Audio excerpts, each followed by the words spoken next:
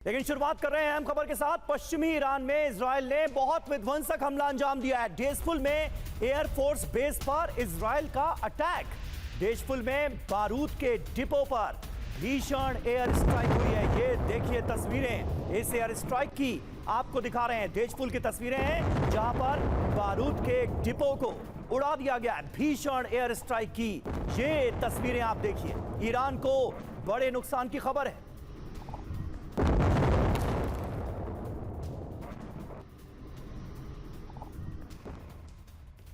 और अहम खबर ईरान के इस्फहान से आ रही है। इस्फहान में इजराइल ने बड़ा हमला किया है। आईआरजीसी के खुफिया विभाग के दफ्तर पर अटैक हो गया। आईआरजीसी के कई ठिकानों पर भी मिसाइल अटैक हुए हैं। ये देखिए तस्वीरें, ये ईरान के इस्फहान की तस्वीरें हैं। कहा यह जा रहा है कि जो आईआरजीसी की इंटेलिजेंस विंग थी उसे बड़ा नुकसान हुआ है इस हमले में।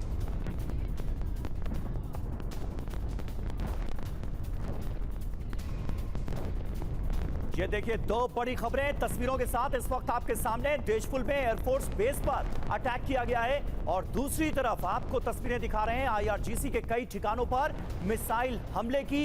इंटेलिजेंस विंग आईआरजीसी की इसे खासा नुकसान हुआ है ताजा हमले में। और ईरानी मिसाइलों की नई लहर की तस्वीर सामने आ गई है। डिफेंस सिस्टम को चकमा देकर इजराइल में गिरी मिसाइलें। इजरायली सेना ने फिर किया हमले को लेकर अलर्ट। लोगों से सुरक्षित ठिकानों पर जाने की अपील की गई है। तो बार बार ये खबरें सामने आ रही हैं इजराइल से, जहां पर इजरायली एयर डिफेंस सिस्टम नाकाम साबित हो रहे हैं और एयर डिफेंस सिस्टम को चकमा देकर ईरान की मिसाइलें इजराइल के कई इलाकों को हिट कर रही हैं। और बड़ी खबर है साइप्रस के करपास द्वीप के पास बड़े हमले से जुड़ी अज्ञात पनडुब्बी ने यहां पर कई बड़े हमले किए हैं। ईरान को टारगेट करके ये हमला किया गया है। ये देखिए साइप्रस के करपास आइलैंड की खबर है जहां पर एक अज्ञात पनडुब्बी ने कई हमलों को अंजाम दिया है ईरान को टारगेट करके। और वहीं इजराइल के इलाट में ईरान के विध्वंसक हमले देखने को मिल रहे हैं। ईरान ने बैलिस्टिक मिसाइल से यहां अटैक किया है। हमले रोकने में इजराइल का डिफेंस सिस्टम ये देखिए फिर नाकाम साबित हुआ। इजराइल का एयर डिफेंस सिस्टम इलाट में भी ईरान की कुछ बैलिस्टिक मिसाइलें आकर गिरी।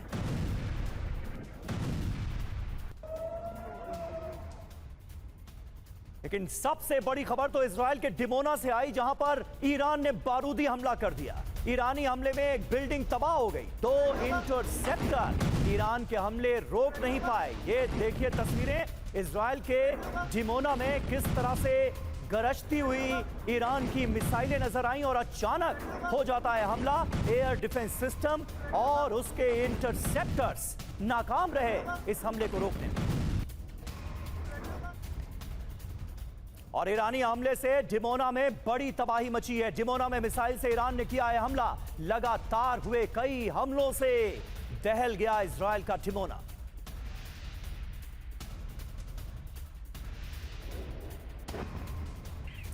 और पश्चिमी ईरान में मिसाइल स्टोरेज पर विध्वंसक हमला हुआ है। 10 सेकंड में 5 बड़े हमलों से दहला दिया गया। मिसाइल डिपो के अंदर कई सैनिकों की मौत का दावा किया गया है। ये देखिए तस्वीरें ईरान में ये मिसाइल स्टोरेज बताया जा रहा है। सैटेलाइट पिक्चर्स वीडियोस सामने आए हैं जिससे ये पता चल रहा है कि मिसाइल डिपो में हुआ ये हमला काफी बड़ा हमला था। कई सैनिकों के भी यहां पर मारे जाने की खबर सामने आ रही है।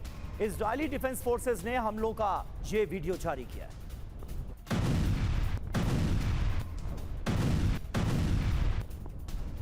न्यूक्लियर साइट पर ईरानी हमले का इजरायल ने लिया है बदला। ईरान के 400 किलो यूरेनियम को जब्त करने की तैयारी में है ट्रंप। ये बड़ी खबर है। ईरान के 400 किलो यूरेनियम को जब्त करने की तैयारी में है अमेरिका। ईरान पर एक साथ 6 देशों के हमले की चेतावनी। महायुद्ध का अलर्ट। क्या वाकई ऐसा होने जा रहा है? क्या 6 खाड़ी देश मिलकर ईरान पर हमला तो नहीं कर देंगे? ये बड़ा सवाल है। अहम खबर है दक्षिणी ईरान में F-15 मार गिराने का बड़ा दावा किया गया है। होर्मुज स्ट्रेट के पास F-15 पर मिसाइल अटैक हो गया। ये देखिए, IRGC ने F-15 पर हमले का वीडियो भी जारी कर दिया है, जो आपको दिखा रहे हैं।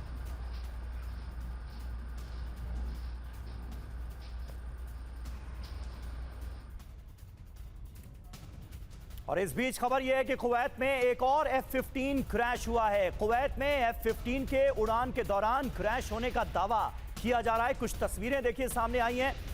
फ्रेंडली फायर में F-15 पर हमले की खबरें हैं। F-15 पर हमले को लेकर द आइलैंडर की रिपोर्ट में ये बड़े दावे किए गए हैं। तो 24 घंटे के अंदर अंदर 2 F-15 गिरे हैं। ये अपने आप में बहुत महत्वपूर्ण है। दक्षिण ईरान में F-15 पर बाकायदा हमला हुआ है IRGC ने, तो यहां पर F-15 पर हुए अटैक का बाकायदा वीडियो जारी करके दावा किया है कि हमने F-15 मार गिराया। दूसरी तरफ कुवैत में भी F-15 के क्रैश होने की खबर है।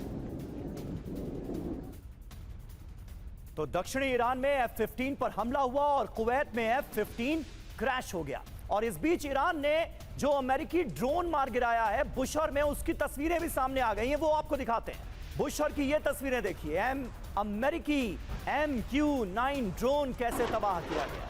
बुशहर में MQ-9 ड्रोन के जरिए हमला करने की फिराक में था अमेरिका, लेकिन MQ-9 ड्रोन को ईरान ने हवा में ही नष्ट कर दिया है।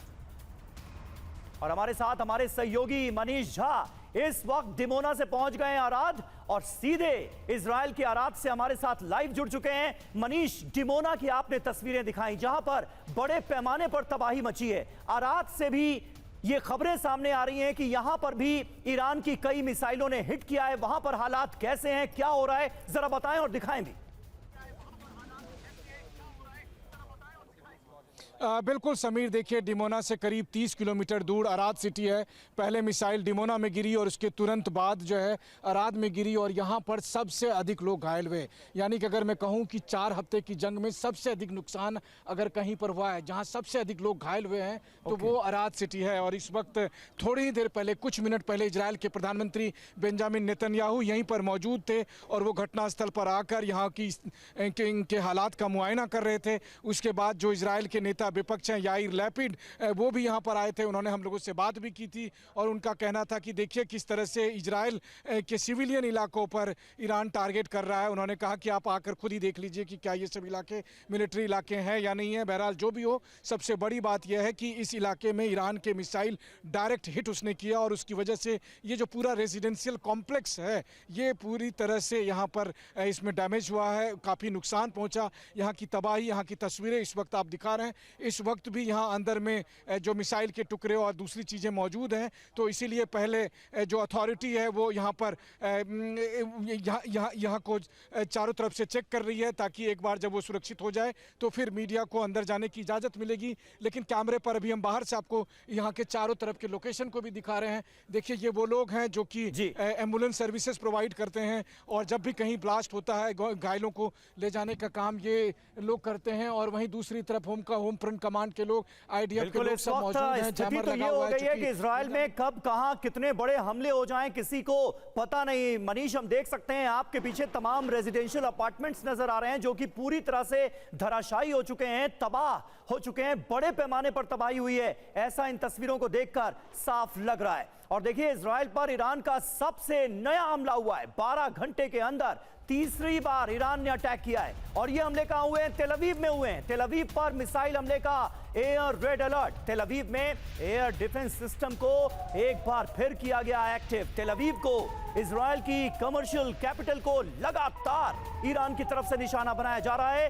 तेल अवीव पर एक बार फिर मिसाइल हमले का एयर रेड अलर्ट जारी हुआ है। और तेल अवीव में ईरान के हमलों से बढ़ी दहशत। अभी अभी तेल अवीव में हाईवे पर मिसाइल आकर गिरी है। धमाकों की चपेट में यहां कई गाड़ियां भी आ गई हैं। ये देखिए बिल्कुल ताजा तस्वीरें तेल अवीव की सामने आई हैं, जहां पर आपको बीच सड़क पर मिसाइल गिरने के बाद धुआं उठता हुआ नजर आएगा। धमाकों की चपेट में कई गाड़ियां भी आ गई हैं। तेल अवीव ये सबसे ज्यादा विकसित शहर है इजराइल का, आर्थिक राजधानी इसे माना जाता है। और यहां पर देखिए कैसे बड़े हमले अंजाम दिए गए हैं। ये ताजा हमले हैं जिसकी तस्वीरें आपके सामने। तो तेल अवीव में अभी अभी ईरान का बड़ा हमला हुआ है। तेल अवीव के रिहायशी इलाकों में भी भयंकर हमले हुए हैं, ये ताजा खबर है। रिहायशी इमारतों के बीच भी मिसाइलें गिरी हैं। ये देखिए विस्फोट से कई इमारतों में भीषण आग लग गई है।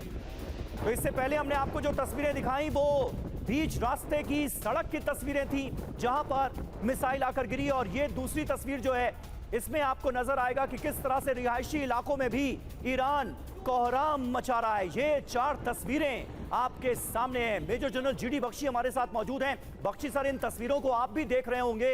इजराइल ने सोचा नहीं होगा कि ईरान इतना तगड़ा प्रहार भी कर सकता है। इससे पहले जो हमने डिमोना की तस्वीरें दिखाई, अरद की तस्वीरें दिखाई, साफ ये भी होता नजर आ रहा है कि तमाम ऐसे बड़े हमले खतरनाक मिसाइलों के जरिए अंजाम देने में ईरान कामयाब हो रहा है।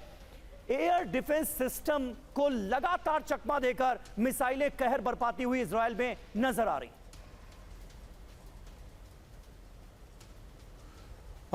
देखिए, मैं आपको बताना चाहता हूं कि ये जो लड़ाई है ईरान यूएस इजराइल की निर्णायक मोड़ में आ रही है। अगले 48 घंटे क्रूशल होंगे टू द आउटकम। ठीक है साहब, एक बड़ी खबर, let me give you a breaking news on your channel.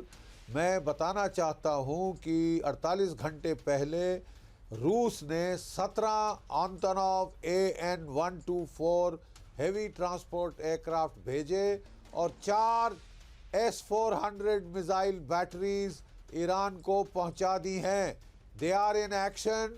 और उन्होंने अभी तक एक F-35, कल 3 F-16 और आज 2 F-15 जहाज मार गिराए हैं। ईरान के ऊपर जो लगातार ताबड़तोड़ हमले हो रहे थे, क्योंकि जो उसका Chinese ballistic missile defence surface to air missile defence था HQ-9 HQ-16, वो बिल्कुल फेल हो गया था। इलेक्ट्रॉनिकली अमेरिका और इजराइल ने जैम कर दिया था। बुशेहर के न्यूक्लियर प्लांट के हमले के बाद, जिसमें रशियन टेक्नीशियंस कह रहे हैं उनके लोगों को शायद चोट पहुंची है, वो लोग बहुत गुस्से में हैं और उन्होंने ये प्लांट, ये जो 4 S-400 बैटरीज ईरान को दे दी हैं। जी 2 तेहरान के आसपास लगी हैं, 2 एक लगी है नतांज में, एक बुशेहर जो कि खर्ग आइलैंड को भी कवर कर रही है। ये S-400 का जौहर आपने ऑपरेशन सिंदूर के दौरान देखा था। सर, अगर आप ये बात जो कह रहे हैं ये सही साबित हुई तो निश्चित तौर पर ये बहुत बड़ा डेवलपमेंट होगा। नातांज परमाणु प्लांट के पास जो अटैक हुआ है उसके बाद रूस बेहद गुस्से में है। जो स्टेटमेंट जारी हुआ था उसके जरिए भी ये पता चला था। और अब अगर रूस इस लेवल पर ईरान की मदद कर रहा है तो ये निश्चित तौर पर बहुत बड़ा डेवलपमेंट है और ईरान के लिए बहुत बड़ा एज भी। मैं आता हूं सर आपके पास। इस बीच देखिए अहम खबर है, इजराइल पर ईरान के प्रॉक्सी का बड़ा हमला। और ये प्रॉक्सी कौन है? हिजबुल्लाह का इजराइल पर रॉकेट अटैक हुआ है। हिजबुल्लाह के रॉकेट तबाह करने का एक नया वीडियो भी सामने आया है। आयरन डोम से रॉकेट को तबाह किया गया। ये देखिए, एक तरफ ईरान बड़े हमलों को अंजाम दे रहा है, दूसरी तरफ लेबनान से इजराइल पर हिजबुल्लाह के रॉकेट्स बरस रहे हैं।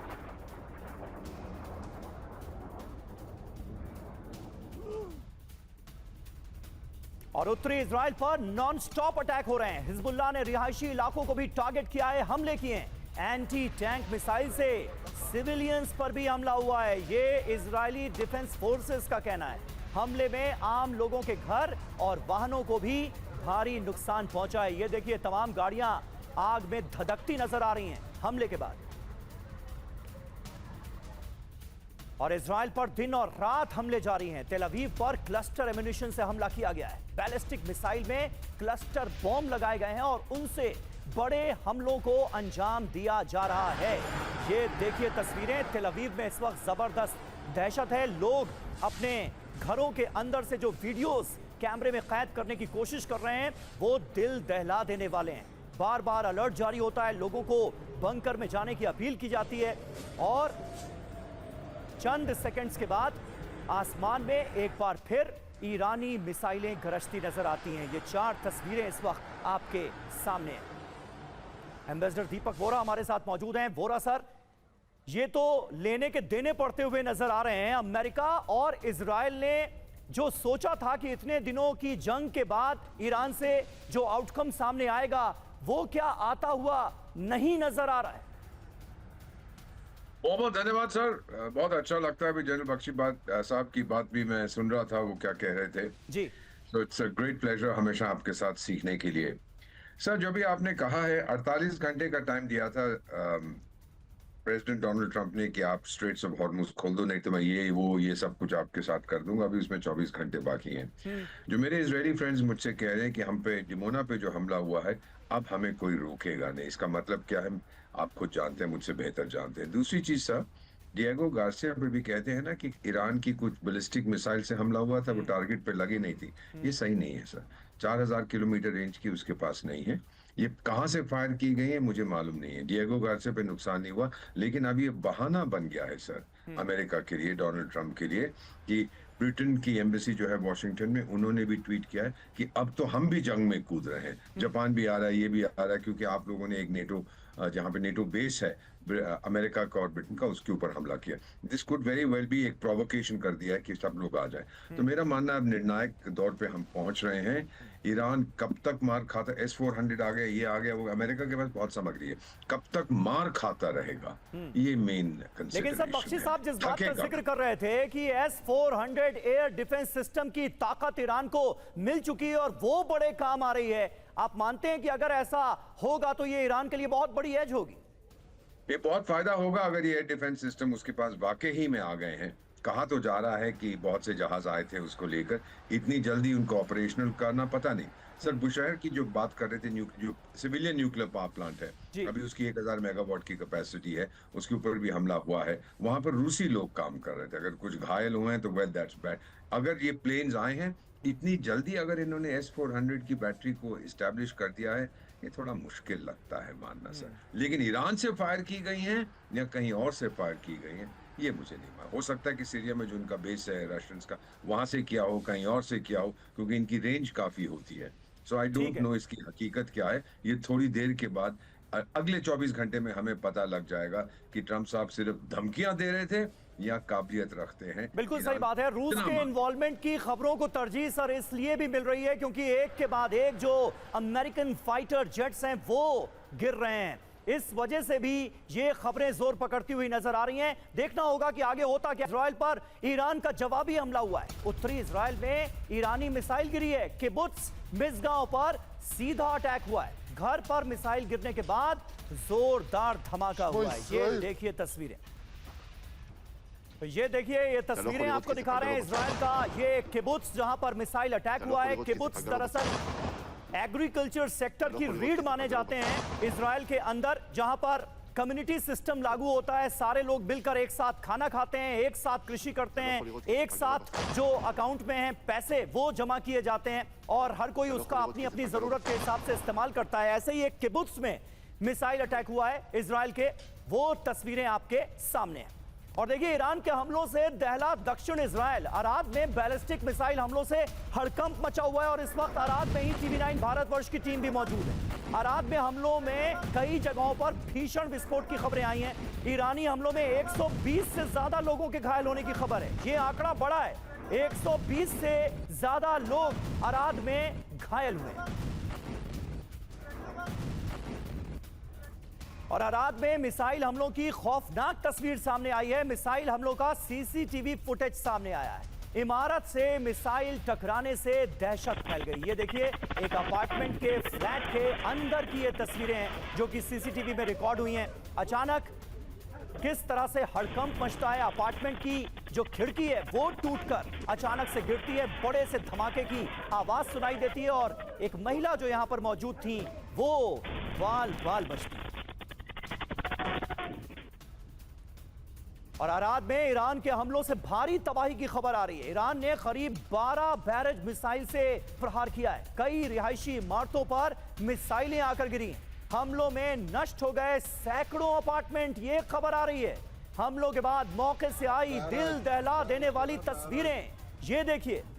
जो लॉन्ग शॉट है उसमें नजर आ रहा है कि एक के बाद एक कितनी रिहायशी इमारतों को नुकसान पहुंचा है। सैकड़ों अपार्टमेंट्स नष्ट हो गए। और एक और अहम खबर है, अराद में ईरान की सबसे भीषण बमबारी हुई है। अराद में महा तबाही की एरियल तस्वीरें अब आपके सामने। अराद की सड़कों पर हर तरफ तबाही का मंजर। हमारे संवाददाता अराद में ही मौजूद हैं और वो बता रहे थे कि इस जंग के दौरान ये ईरान का इजराइल पर सबसे बड़ा हमला है। और ये तस्वीरें वाकई मनीष इसकी गवाही दे रही हैं। पूरे अराद में बुनियादी सुविधाएं तबाह होने का दावा किया गया है। ये देखिए, ये 4 तस्वीरें बता रही हैं कि इजराइल के अराद को कैसे ईरान ने दहला दिया है। बड़े धमाके हुए हैं। मनीष झा हमारे सहयोगी इस वक्त तबाह हुए अराद में ही मौजूद हैं, जहां पर महाविनाश की ये तस्वीरें मनीष हम दिखा रहे थे। इन तस्वीरों को देखकर तो साफ लग रहा है कि बहुत बड़े पैमाने पर नुकसान हुआ है। क्या इजरायली अथॉरिटीज जो हैं वो भी नुकसान का आकलन करने के बाद कुछ बता पाने की स्थिति में है नुकसान को लेकर? बिल्कुल समीर, देखिए आपसे कुछ ही देर पहले यहाँ पर इजराइल के प्रधानमंत्री बेंजामिन नेतन्याहू मौजूद थे। उसके अलावा नेता विपक्ष याइर लैपिड यहाँ पर मौजूद थे। और फिर बाकी इजरायली सरकार के तमाम आला अधिकारी सब आए, सबने इस लोकेशन पर आकर यहाँ के हालात का जायजा लिया। सबसे बड़ी बात यह है कि जो घायलों की संख्या है वो 150 के करीब है, जो अराद में हुई जब यहाँ पर ईरान के मिसाइल ने डायरेक्ट हिट किया था। और 4 हफ्ते के इस जंग के दरमियान हम इजराइल के अलग अलग हिस्से में जाते थे, मुश्किल से कहीं पर 1, 2, 4 या जो अधिकतम था वो बेत सेमेस का इलाका था, जहां पर कि जो आंकड़ा था वो 20 के आसपास था। लेकिन पहली बार 150 के करीब लोग घायल हुए थे ईरानी मिसाइल के डायरेक्ट हिट होने से, और वो यही जगह है। और सबसे बड़ी बात है कि जब इस जगह पर मिसाइल आकर गिरी उससे चंद सेकंड पहले यहाँ से 30 किलोमीटर दूर डिमोना में आकर गिरी। ये दोनों इलाके वो हैं जिसे आप नेगेव का रेगिस्तान कहते हैं, जहाँ पर डिमोना है, जहाँ पर अराद है और जहाँ पर कि इजराइल का न्यूक्लियर रिसर्च सेंटर मौजूद है। तो जाहिर है कि इजराइल ने न्यूक्लियर रिसर्च सेंटर को टारगेट करके अटैक किया गया होगा। लेकिन दोनों ही जगह पर ये उन जगहों पर गिरे जहां पर कि लोग थे जिनके घर तबाह हो गए। और सबसे बड़ी बात है कि यहाँ अपार्टमेंट साइज जो आप देख रहे हैं, हालांकि इस वक्त चूंकि इजराइल के प्रधानमंत्री आए थे इसलिए जो है सुरक्षा की वजह से इसको बंद कर दिया गया था। अभी थोड़ी देर में फिर एंट्री दी जाएगी तो हम बिल्डिंग के अंदर जाकर वहाँ से भी पूरे हालात का ब्यौरा दे पाएंगे। लेकिन इस वक्त भी अगर आपको मैं कहूँ तो वो कहते हैं ना कि तस्वीर दूर से भी बहुत कुछ बता देती है। और यहाँ पर जो आलम है, जिस तरीके से यहाँ पर सिचुएशन बनी हुई है कि प्रधानमंत्री नेतन्याहू भी यहाँ पर आए और अब यहाँ से निश्चित तौर पर इजराइल एक नई सौगंध के साथ ईरान पर अटैक करेगा। लेकिन हाँ, फिर वही बात है कि हमले तो दोनों ही तरफ से किए जा रहे हैं, तबाही दोनों ही तरफ से हो रही है, जान माल का नुकसान दोनों ही तरफ से हो रहा है। और ये सब कुछ हो रहा है जंग के 4 हफ्ते के बाद। इजराइल के लोग अभी भी अपनी सरकार के जंग के फैसले के साथ नजर आ रहे हैं मनीष, या फिर सब्र का पैमाना भी छलकता हुआ नजर आ रहा है, सब्र का बांध टूटता नजर आ रहा है? देखिए मैं बताऊं तो पिछले 4 हफ्ते के दरमियान 2 दिन पहले तेल अवीव में एक छोटा सा प्रोटेस्ट हुआ था। काफ़ी संख्या में लोग थे वहां पर और वो उनका कहना था कि युद्ध रुकना चाहिए क्योंकि इस युद्ध की कीमत आम लोगों को चुकानी पड़ती है। बल्कि कल एक जगह पर जब इजरायली नेता सब वहाँ गए थे तो बेन गिवीर जो कि बहुत ही कट्टर नेता माने जाते हैं, तो उसको कुछ लोकल स्थानीय लोगों ने उनको कहा कि तुम नाजी हो, और ये कहकर उनको हुटिंग की थी। कहने का मतलब है कि बहुत से लोग हैं जिनको लगता है कि अब ये जंग रुकनी चाहिए। लेकिन हाँ, फिर यही है कि जो बड़ी आबादी है वो अभी चुपचाप है। उनका कहना है कि आज न कल ये होना ही था, सो एक बार ये युद्ध एक बार खत्म हो जाए, यानी आर या पार जो भी होना है एक बार हो ही जाए। हालांकि मैंने बहुत से लोगों से ये भी पूछा कि मान लो ये युद्ध खत्म हो जाएगा तो क्या माने कि इसके बाद इजराइल का कोई दुश्मन नहीं होगा और इजराइल के लिए युद्ध हमेशा हमेशा के लिए खत्म होगा? तो उनका कहना था नहीं, फिर 5-10 साल बाद फिर एक नया युद्ध शुरू हो जाएगा। जो भी हो, इसी बीच इसी हालात के बीच में इजराइल के लोग रह रहे हैं। इजराइल के 1 करोड़ लोगों को हर सही बात है, यानी लोगों की राय भी फिलहाल ये जो जंग चल रही है इस पर बटी हुई नजर आ रही है। मनीष बने रहे आप हमारे साथ। डिमोना पर भयंकर हमले की सबसे नई तस्वीर हमारे पास आ चुकी है, अब वो आपको दिखाने जा रहे हैं। डिमोना के घर में ईरानी मिसाइल आकर गिरती है, हमलों से बाल बाल बची बुजुर्ग महिला जो यहां पर मौजूद थी। ये डिमोना की तस्वीरें हैं, क्योंकि डिमोना में जो न्यूक्लियर रिसर्च सेंटर है इजराइल का, उससे तकरीबन 15-20 किलोमीटर की दूरी पर बड़े हमले अंजाम दिए गए हैं और कई रिहायशी इलाकों पर भी हमले हुए हैं। 50 लोगों के घायल होने की खबर सामने आ रही है और सीसीटीवी फुटेज में देखिए कैसे हमले की तस्वीर रिकॉर्ड हुई।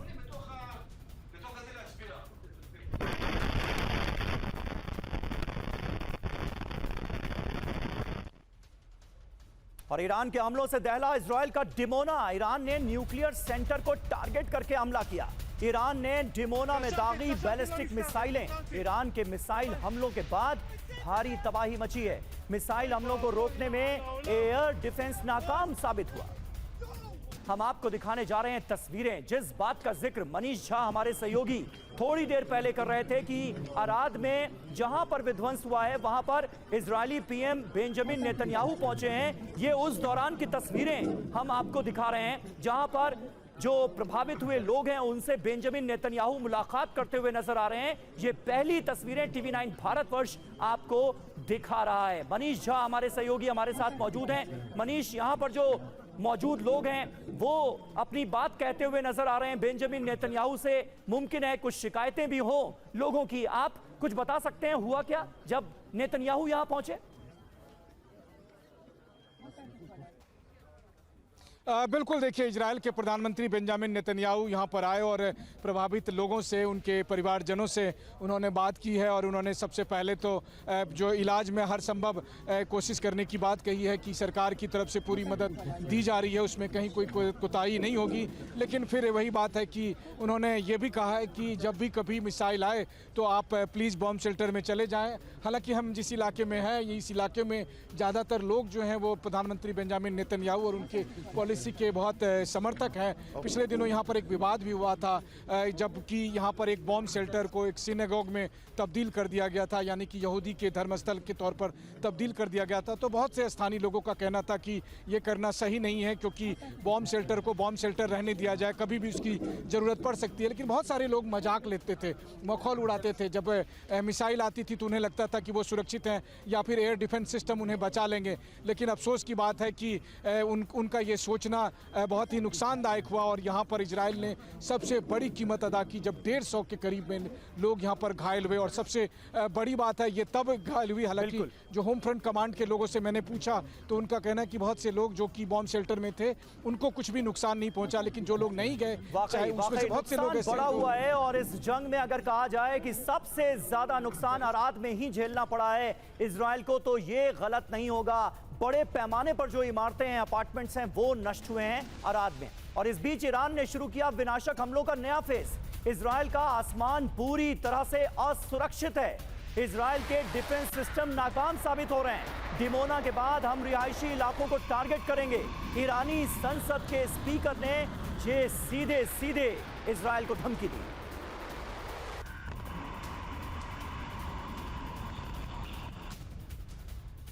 और देखिए, हॉर्मुज स्ट्रेट में ईरान का अदृश्यम। ये पूरी खबर क्या है आइए आपको तफसील से बताते हैं। हॉर्मुज में ईरानी बिसात, ट्रंप से विश्वासघात। जी हां, सीधे तौर पर हॉर्मुज का पेच अभी भी फंसा हुआ नजर आ रहा है। हॉर्मुज स्ट्रेट में ईरान का अदृश्यम क्या है और हॉर्मुज को लेकर ट्रंप के साथ क्या धोखा हुआ है, ये अपने आप में एक अहम सवाल है। खाड़ी देशों में एक्टिव ईरान के स्लीपर सेल्स को लेकर खबर सामने आ रही है। और देखिए खबर क्या है, लेबनान में इजराइल का विध्वंसक हमला हुआ है। साउथ लेबनान में 9 हिजबुल्लाह लड़ाके ढेर। इजरायली वायुसेना ने यहां पर टारगेटेड अटैक किया है लेबनान में।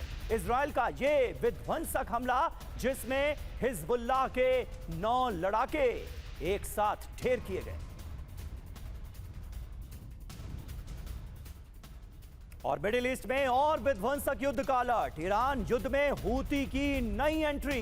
हिजबुल्लाह के साथ हमला करेगा हूती, ये कुछ रिपोर्ट्स में दावा किया जा रहा है। इजराइल पर मिलकर हमले की तैयारी। रेड सी में भी हमले अब हूती बढ़ाएगा। यमन अधिकारियों के हवाले से क्लैश रिपोर्ट ने यह दावा किया है। और हॉर्मुज में आर पार की लड़ाई के लिए ईरान तैयार है। हॉर्मुज स्ट्रेट की ओर बढ़े 6 लाख ईरानी सैनिक। 6 लाख हॉर्मुज स्ट्रेट की किलाबंदी की तैयारी में है ईरान। नए सुप्रीम लीडर मुश्तबा खामनई ने इसके आदेश दिए हैं। ईरानी तैयारी पर TMT अरेबिक की रिपोर्ट में यह पर्दाफाश हुआ है। और हॉर्मुज में ईरान का सीक्रेट मिशन। हॉर्मुज में ईरानी स्टेल्थ सबमरीन का जाल बिछा दिया गया है।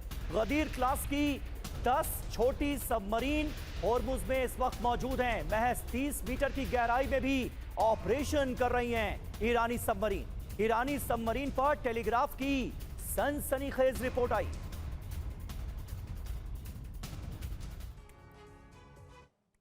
तो हॉर्मुज में यह है ईरान का दृश्यम जिसका हम जिक्र कर रहे थे। ईरान की 10 गदीर क्लास छोटी सबमरीन हॉर्मुज में मौजूद हैं। महज 29 मीटर लंबी सबमरीन से ईरान हमले कर रहा है।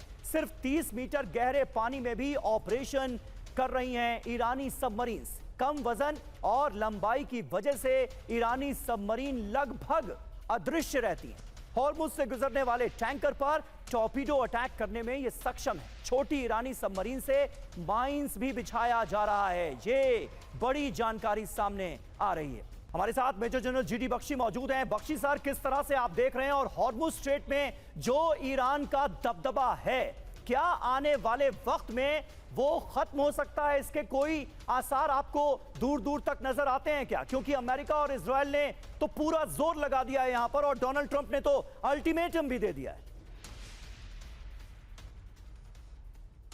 नहीं, अल्टीमेटम दे दें। ईरान ने भी कह दिया है कि अगर आपने हमारे ऑयल और गैस रिजर्व्स को बर्बाद किया तो जो डीसैलिनेशन प्लांट्स हैं पर्शियन गल्फ में, हम सबको ख़त्म कर देंगे। देखिए साहब, याद रहे कई देश गल्फ के 60%, 80% डीसैलिनेटेड वाटर पिलाते हैं अपने लोगों को। पानी के बगैर तो एक दिन में त्राहिमाम शुरू हो जाएगा साहब वहाँ। वो फिर डोनाल्ड ट्रंप साहब के गुणगान नहीं करेंगे, वो गाली गलौज पे आ जाएंगे और उनके सरकारों को खतरा पड़ सकता है। तो सोच समझ के करें। डोनाल्ड ट्रंप साहब जो करें वो स्ट्रैटेजी बनाए बगैर अटैक कर दिया है। क्या कहते हैं, वॉर ऑफ चॉइस कर दी है और अब लेने के देने पड़ रहे हैं। गल्फ ऑफ ईरान को खोलना इतना आसान नहीं है। पूरा जो नॉर्दर्न तट है वो ईरान के कब्जे में है। वहाँ पे ballistic missile, cruise missile, drones लगे हुए हैं। आपने भले ही ईरान की नेवी डुबो दी हो, उससे कोई फ़र्क खास नहीं पड़ता। अच्छा, असली प्रॉब्लम्स हैं मिसाइल्स, ड्रोन्स। उनका आप क्या करोगे? वो 6 लाख फौज अपनी लगा रहा है इस पे कि जो भी 5,000 मरीन आने हैं वो आ जाए।